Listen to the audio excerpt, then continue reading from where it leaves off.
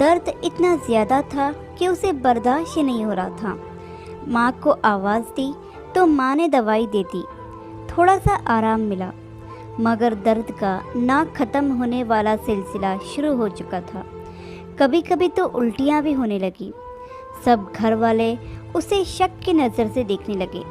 उसका पेट बढ़ता ही जा रहा था और उसके साथ दर्द भी। घर वालों ने सवालात करना शुरू कर दिए। बता, किसके साथ मुंह काला करके आई है? किसका पाप अपने पेट में लिए घूम रही है? अपने परिवार की इज्जत उछालते हुए ज़रा भी शर्म नहीं आई? तू पैदा होते ही मर क्यों नहीं गई? अब हम समाज को क्या मुंह दिखाएंगे? पेट का दर्द इतना तकलीफ देने वाला नहीं था जितना सबके भरोसे का उठ जाना तकलीफ दे रहा था। आहिस्ता आहिस्ता सबने उससे बात करना ही छोड़ दिया। कभी जो घर की इकलौती बेटी और इकलौती बहन होने पर नाज किया करती थी, उसके कहने से पहले ही उसकी सारी फरमाइशें पूरी हो जाया करती थी। माता पिता की आंखों की ठंडक, भाइयों की जान, उसे कभी कोई तकलीफ होने ही नहीं देते थे। बिल्कुल एक राजकुमारी की तरह जीवन चल रहा था। लेकिन आज सब उसे मुंह फेरे बैठे हुए थे। माता पिता, भाई भाभियाँ, कोई उसकी शक्ल तक देखने को तैयार नहीं थे। वो माँ जो उसकी हर किसी बीमारी पर भी तड़प उठती थी, आज उसके मौत की प्रार्थनाएं कर रही थी। कसूर शायद किसी का नहीं था, कसूर उस सोच का था जो समाज के हालात को देखकर पैदा हो रही थी। किसी ने उसे अस्पताल ले जाने की जहमत तक न उठाई कि लोगों को अगर पता चल गया तो क्या मुँह दिखाएंगे। उनको अपनी बच्ची से ज़्यादा अपनी इज्जत प्यारी थी। उसे एक कमरे में बंद कर दिया गया। उसके घर वाले जुल्म करने में इतने आगे बढ़ जाएंगे, यह उसने सोचा भी नहीं होगा। माँ बाप तो औलाद के लिए ज़िंदगी की किरण होते हैं, जिनके साए तले औलाद खुद को सुरक्षित महसूस करती है। वही मौत का सामान तैयार करने में लग गए। एक दिन उसके खाने में जहर मिलाया गया और उसे खिला दिया। खाना खाते ही वह तड़पने लगी। माँ को देखकर उसकी आंखों में आंसू आ गए।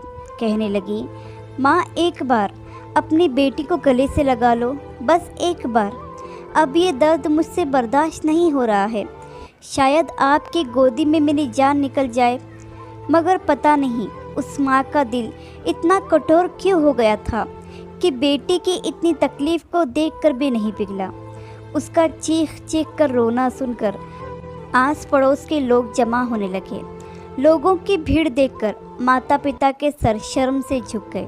शर्म बेटी के तड़पने पर नहीं आ रही थी, बल्कि अपनी इज्जत के जाने के डर से आ रही थी। सबके कहने पर अपनी इज्जत बचाने के लिए वह उसे अस्पताल ले गए। कंडीशन बहुत ज़्यादा क्रिटिकल हो गई थी, इसीलिए जल्दी जल्दी में सारे टेस्ट किए गए। लड़की के माँ बाप कहाँ हैं? डॉक्टर ने पूछा। ज़रा आप मेरे साथ चलें। डॉक्टर उन्हें अपने कैबिन में ले गया। आप लोग दिखने में पढ़े लिखे लग रहे हैं, लेकिन आप लोग पढ़ लिख कर भी इतने जाहिल कैसे हो सकते हैं? आपकी बेटी के पेट में एक गांठ है जो बहुत ज़्यादा हद तक बढ़ चुकी है। उसका इलाज तो किसी न किसी तरीके से हो जाता। उसका ऑपरेशन करके हम उस गांठ को निकाल देते, लेकिन उसे जहर दिया गया है और वह जहर उसके सारे शरीर में फैल चुका है।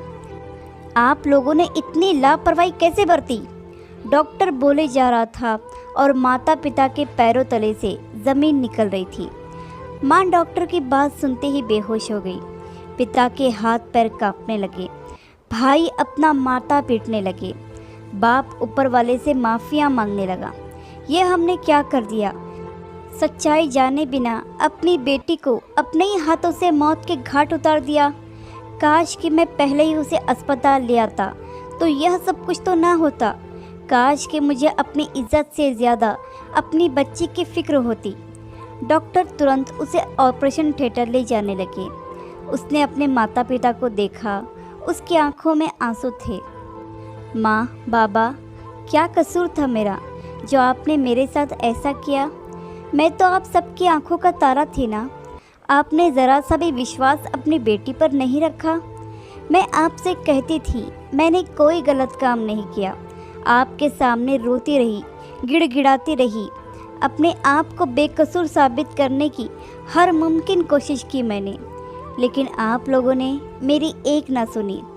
फिर भी आप मेरा परिवार हो, मैं आप लोगों से बहुत प्रेम करती हूँ, इसलिए जाते जाते आप सबको माफ़ कर देती हूँ। अब मेरे अंदर जीने की कोई तमन्ना नहीं है। डॉक्टर उसे बचाने की पूरी कोशिश कर रहे थे। बाहर माँ, पिता और भाई भाभियाँ उसके लिए प्रार्थना कर रहे थे।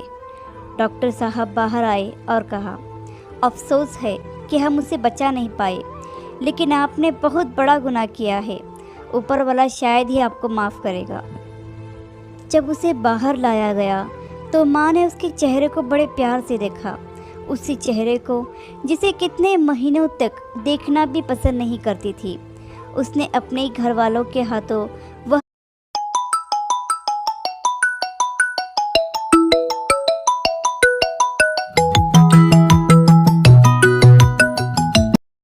सज़ा पाई थी जो गुनाह उसने किया ही नहीं था, और इसी के साथ वह सभी को जीवन भर का पछतावा और दर्द दे गई।